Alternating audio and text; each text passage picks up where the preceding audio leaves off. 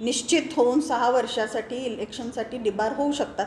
संचालक मंडळ बरखास्त होऊ शकते, कारण तेवढे गंभीर ताशेरे हायकोर्टाने ओढलेले आहेत. नातेवाईक असल्यामुळे केवळ 35 लाख रुपये भरून घेतले. आर्थिक नुकसान म्हणून दूध संघाकडून सत्ताधाऱ्यांकडून कोणतीही FIR दाखल झाली नाही. अशातूनच या सगळ्या गोष्टीला आळा बसणार की नाही असं एक प्रश्नचिन्ह उपस्थित होते. त्यामध्ये सत्ताधारी पण दुर्लक्ष करतायत आणि विरोधक म्हणून विरोधकांकडून तोंडावर बोट असल्याचं चित्र आहे. नेमकं काय परिस्थिती आहे गोकुळमध्ये, नेमकं काय झालं? जेव्हापासून मी निवडून आले तेव्हापासून प्रत्येक वेळेस मी भ्रष्टाचारावरती प्रश्न निर्माण केलेले आहेत. जेव्हा मी प्रश्न विचारलेले आहेत, मला तर एकाही प्रश्नाची उत्तरं मिळाली नाहीत. म्हणजे मी तुम्हाला प्रत्येक जीबीचं पण तुम्हाला माहिती असेल तिथे मला कधीही कुठल्या भ्रष्टाचाराच्या विषयी ना एक्सप्लेनेशन मिळालेलं आहे, ना कुठली उत्तरं मिळालेली आहेत. आणि हा प्रश्न जो आहे तो खूप सिरियस आहे. दुसरी गोष्ट, विरोधक शांत नाही आहेत.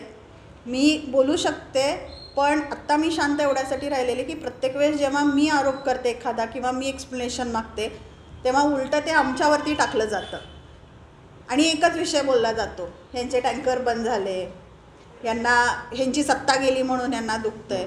मग मी पण यावेळेस असा विचार केला, आपण सुद्धा जरा शांत बसूया, यांनासुद्धा वेळ देऊया, काय करतायत चांगलं करू देत गोकुळसाठी, जर माझ्यामुळं बदनामी होत असेल तर.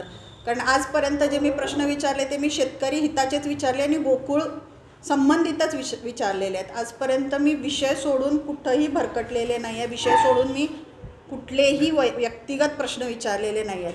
पण सत्ताधाऱ्यांच्याकडनं कायम आमच्यावरती व्यक्तिगत टीका होते. त्यांना गोकुळचा प्रश्न विचारला तरी ते कायम व्यक्तिगत टीका करतात. त्याच्यामुळं मी शांत बसले की जे काही विचारायचं आहे असं आता लोकांच्या माध्यमातून ते विचारलं जायला लागलेलं आहे त्यांना. मला आनंद आहे की लोकांना आता याची जागृती व्हायला लागलेली आहे.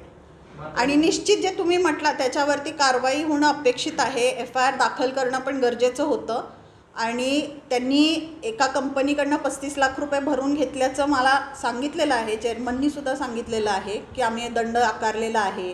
त्याच्यात जे इन्व्हॉल्व होते ते 4 लोक बडतर्फ केलेले आहेत. पण मला असं वाटतं की हे 4 लोकांचं काम नाही, त्याच्यात इतर लोकंसुद्धा इन्व्हॉल्व असतील.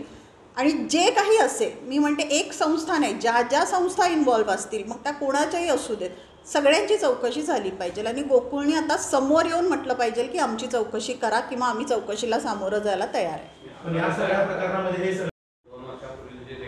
म्हटलं ना की कारवाई पुढं न्यायची असेल तर मी नेऊ शकते. कारवाई मी थांबवली, एवढ्यासाठी थांबवली की असं नको व्हायला की यांनी व्यक्तिगत द्वेषातनं गोकुळची बदनामी चालू केली.